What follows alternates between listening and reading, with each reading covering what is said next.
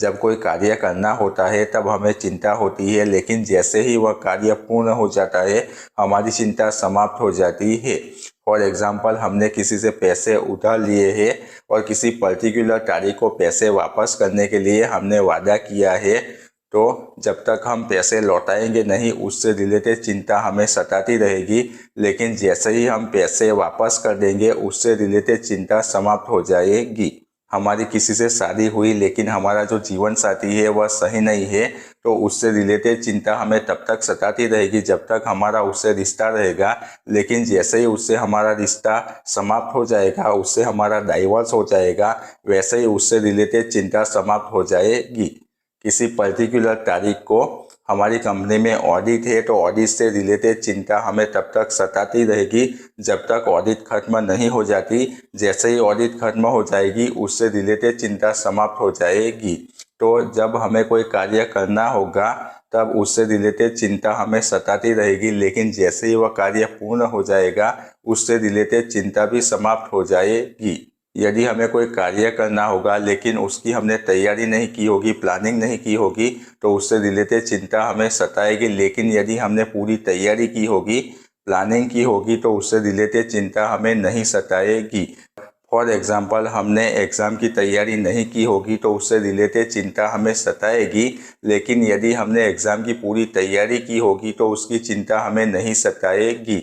हमने किसी से पैसे उधार लिए हैं और किसी पर्टिकुलर तारीख को पैसे वापस करने के लिए हमने वादा किया है, लेकिन हमारी ऐसी प्लानिंग है कि उससे पहले हमारे पास कहीं से पैसे आ जाएंगे और हम उसे लौटा देंगे, तो उससे रिलेटेड चिंता हमें नहीं सताएगी। किसी पर्टिकुलर तारीख को हमारी कंपनी में ऑडिट है, लेकिन यदि हमने ऑडिट की पूरी तैयारी कर रखी होगी तो ऑडिट से रिलेटेड चिंता हमें नहीं सताएगी। हमें कार से कहीं बाहर जाना है और हमने कार में पूरा पेट्रोल भरवाया है, हमारे पॉकेट में पर्याप्त पैसे है, तो हमें रास्ते में पेट्रोल से रिलेटेड चिंता नहीं सताएगी। यानी कि हमें कोई कार्य करना होगा और उसकी हमने पूरी तैयारी की होगी, प्लानिंग की होगी, तो उससे रिलेटेड चिंता हमें नहीं सताएगी। लेकिन यदि हमने कार्य की तैयारी नहीं की होगी, प्लानिंग नहीं की होगी, तो उससे रिलेटेड चिंता हमें सताती रहेगी। ज़्यादातर कार्य ऐसे होते हैं जो हम कर लेते हैं, लेकिन कुछ कार्य ऐसे होते हैं जो हम नहीं कर पाते।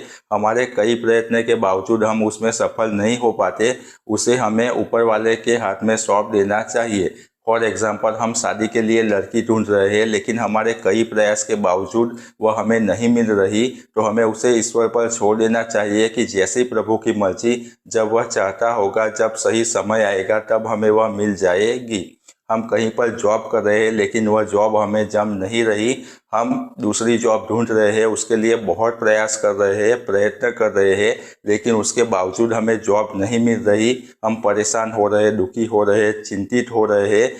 तब हमें चिंता छोड़कर अपना प्रयास जारी रख उसे ईश्वर पर सौंप देना चाहिए कि जैसी प्रभु की मर्जी, जब वह चाहता होगा, जब सही समय आएगा तब जॉब मिल जाएगी। इसे समर्पण भी कहते हैं कि जब हम किसी स्थिति को बदल नहीं सकते, ना तो उससे बाहर निकल सकते हैं, तब हमें उसका समर्पण कर देना चाहिए। जब हम ईश्वर के प्रति समर्पण कर देते हैं तो हमारे मन का प्रतिरोध खत्म हो जाता है, हमारे मन का भार उतर जाता है, हमारा मन हल्का हो जाता है और हमें शांति मिलती है। यहाँ समझने वाली बात यह है कि यदि हमें कोई कार्य करना होगा, उसकी हमने पूरी तैयारी की होगी, प्लानिंग की होगी, तो उससे रिलेटेड चिंता हमें नहीं सताएगी। लेकिन कई बार हमारी पूरी तैयारी और प्लानिंग के बावजूद हमें उसकी चिंता सताएगी, वह कार्य पूर्ण होने के बाद समाप्त होगी।